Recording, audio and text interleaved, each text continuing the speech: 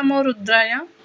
మనం మూడో భాగంలో చెప్పుకున్నాం కదా, యతి రాగానే ఈయన మళ్ళీ మానస సరోవరానికి బయలుదేరతారని చెప్పి ఆయన మానస సరోవరానికి బయలుదేరతారనమాట. అక్కడ ఎందరో సిద్ధులను కలుసుకుంటారు. లోక్నాథ్ బ్రహ్మచారి, హిదాలాల్ మిశ్రా అని అలాంటి ఇంకా ఎంతోమంది సంత్ పురుషులనైనా కలుసుకోవడం జరుగుతుంది.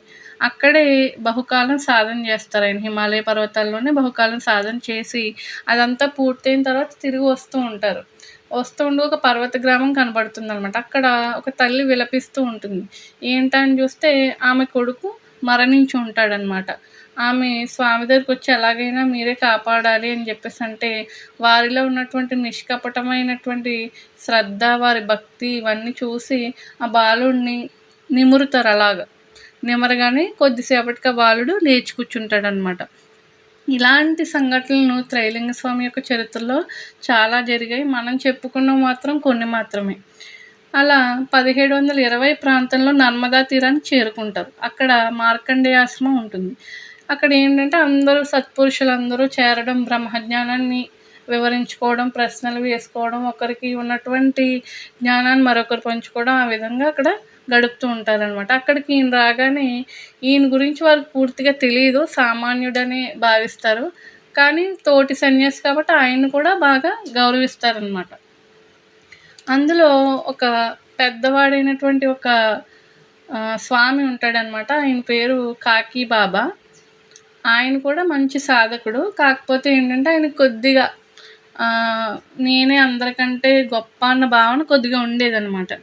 ఒకరోజు కాకి బాబా నర్మదా నది తీరానికి వస్తారు స్నానం చేయడానికి. చూస్తుంటే ఆ నది నీళ్ళన్నీ పాలలా కనపడతాయి. ఏంటి అని చెప్పేసి చుట్టుపక్కల అలా చూస్తూ ఉంటే గణపతి స్వామి గారు ఆ నీళ్ళని పాలగా చేసుకుని త్రాగుతారు. ఆ దృశ్యం చూసి ఈయన ఆశ్చర్యపోతాడనమాట. ఆశ్చర్యపోయి మొత్తం మిగిలిన సత్పురుషులందరికీ విషయాన్ని చెప్తారు. ఈయన సామాన్యుడు కాదు అని చెప్పేసి అందరం మళ్ళీ ఆయన వద్ద, మన గణపతి స్వామి వద్ద మొత్తం అన్ని వివరాలు అన్నీ తెలుసుకోవడం, ఇంకా జ్ఞానం గురించి తెలుసుకుంటారు. ఈయనకి ఏంటంటే గణపతి స్వామి గారికి ప్రతి ఒక్క దాని మీద కూడా పట్టు ఉంటుంది. తాంత్రిక యోగం కూడా ఈయనకి తెలుసు అనమాట. అందులో తంత్రపరంగా షట్చక్ర భేదన అంటే ఏమిటి, ఆ షట్చక్రాల్లో దళాలు ఉంటాయి, దానికి అధిష్టాన దేవత ఉంటుంది, ప్రతి ఒక్కటి వాళ్ళకి బాగా వివరించి చెప్తారనమాట.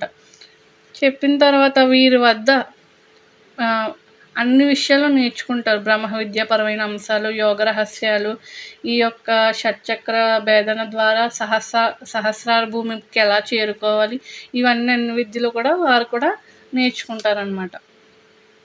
తర్వాత ఆయన అలాగా ప్రయాగకు చేరుకుంటారు. ప్రయాగ అంటే గంగా యమునల సంగమం, మధ్యలో అంతర్వాహినిగా సరస్వతి ఉంటుంది. విస్తారమైన జలసమూహం అనమాట. ఆ ఒడ్డునైన అలాగా కూర్చుని ఉంటారు. ఒక్కసారిగా వాతావరణంలో విపరీతమైన మార్పు. గాలికి ఆ ఇసుకంతా ఎగిరిపోతూ ఉంటుందన్నమాట. నదిలో కెరటాలు కూడా పెద్దగా వస్తూ ఉంటాయి. మేఘాల నుండి కుంభవృష్టి అనేది ప్రారంభమవుతుంది. అందరూ ఒడ్లకు చేరుకుంటారు. మొత్తం అక్కడ ఎవరు ఉండరు అనమాట. ఆయన మాత్రం అక్కడ అలాగే కూర్చుని కదలరు. అయితే ఈయన గురించి బాగా తెలిసినటువంటి ఈయన శిష్యుడు ఒక ఆయన ఉంటారు, రామ్ తరణ్ భట్టాచార్య అని. ఆయన రండి, ఇక్కడ ఏముంటారు మీరు, వద్దు ఇక్కడ మీరు తడవద్దు అని చెప్తే, నువ్వు వెళ్ళు, నువ్వు దుకాణం దగ్గర కూర్చో, నేను మాత్రం రాను, నాకు పని ఉంది, అక్కడ ఒక నావ వస్తుంది చూసావా, దాంతో నాకు పని ఉంది అని చెప్తారనమాట. ఈయన వెళ్ళి అక్కడ నుంచి ఏం జరుగుతుందో అని ఈ శిష్యుడు అక్కడి నుంచి గమనిస్తూ ఉంటాడు దూరం నుంచి.